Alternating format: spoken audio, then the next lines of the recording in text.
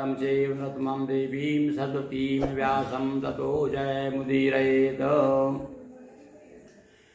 प्रिय बंधुओं, श्रीमद् भागवत महापुराण के अंतर्गत हम विभिन्न सुंदर सुंदर कथाएं प्रस्तुत कर रहे हैं दोहा चौपाइयों में।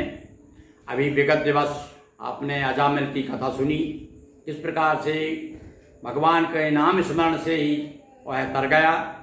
आज हम आपको षष्ठी विस्तार की कथा पुनः सुना रहे हैं। संक्षेप में पहले इसकी चर्चा हो चुकी है, भागवत में इसको और विस्तार दिया गया है। आज सुनिए आप। पुनः प्रचेता पुत्र बन दक्ष लीन अवतार, पहले तो संकल्प से प्रजा कीन विस्तार।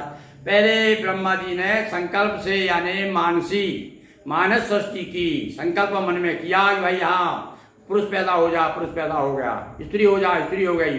ऐसा मान संकल्प किया, पर संकल्प से आगे सृष्टि नहीं बढ़ी, क्योंकि प्रसंग ये आता है कि जब वो पहले उन्होंने 4 पुत्र पैदा किए तो चारों जो है नारद जी ने बहका दिया उनको। उसके बाद 10 पुत्र किए, फिर भगवान शिव का रुद्र का अवतार हुआ, रुद्र प्रकट किए तो रुद्र भी से भी काम नहीं बना।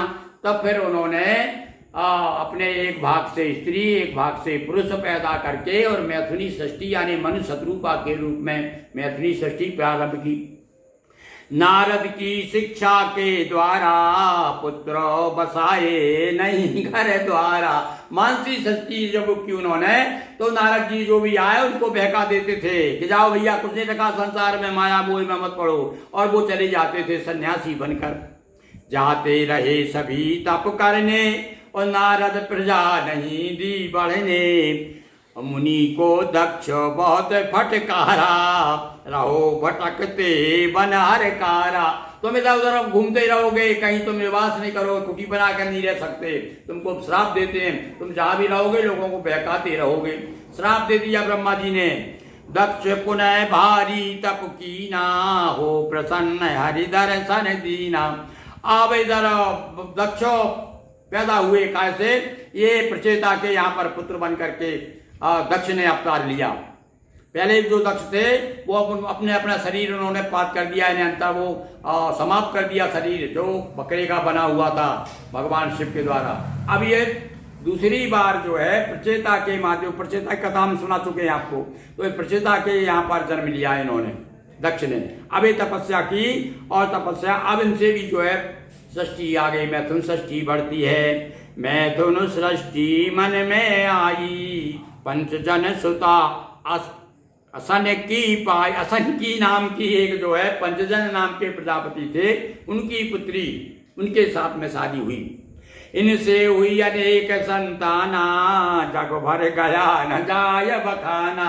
अरे संक्षेप में चर्चा कर दी। बहुत सारे स्थावर जंगम जड़ चेतन जीव जंतु ना जाने क्या क्या सब पूरा वर्णन है उसमें भैया भागवत में। और इनका वो साथ साथ में इनकी 60 कन्याएं हुई। दक्ष की बड़ी प्रसिद्ध है, उनकी कथा सुना है। कितनी पुत्रियां हैं? 60 दक्ष की 60 कन्याएं। अब इस 60 कन्याओं का संक्षेप में सुनिए। अब इसमें कौन कौन विशेष रूप से कितनी कितनी कौन के हिस्से में आई, किस किसको दी गई। तो 10 पुत्रियां धर्म को ब्याही, और 13 ऋषि कश्यप ने चाही।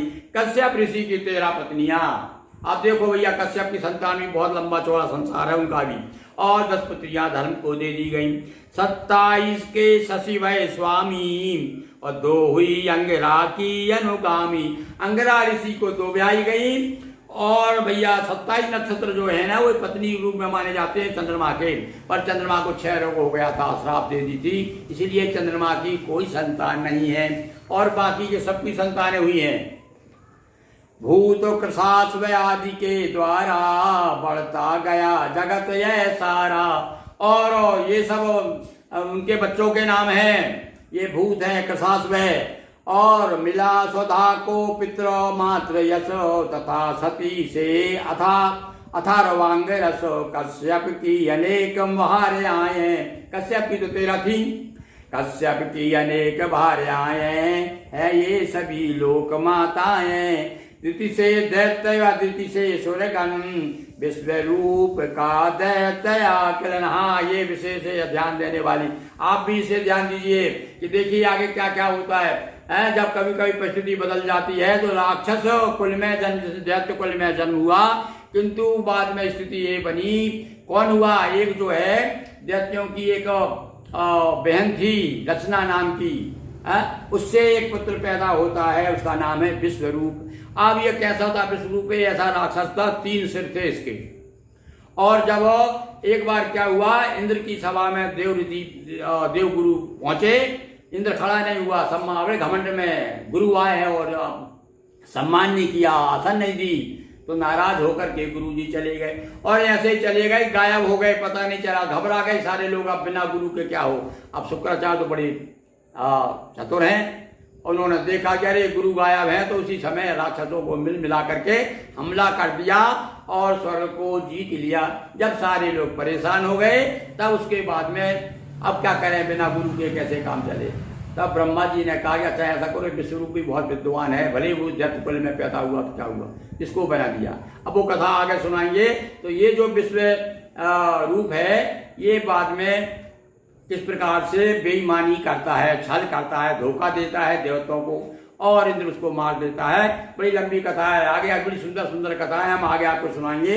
तो द्वितीय से दैत्य, द्वितीय से तो दैत्य हुए, ये दोनों पुत्रियां हैं, ये दोनों बहनें हैं, दोनों जो दक्ष की पुत्री द्वितीय और अदिति, ये 2 बहनें हैं। एक तो एक से दैत्य पैदा हुए और एक से हुए देवता। अब ये एक तरह से सौतेले भाई हैं, किंतु जीवन भर लड़ते रहे, जैसे कौरव पांडव लड़ते रहे।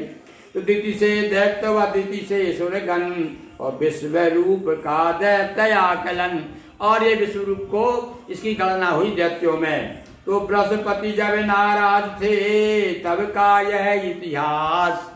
कब की बात है, जब नाराज हो गए थे बृहस्पति जी देवताओं से, तो यही भांजा दैत्य का बना देव गुरु खास।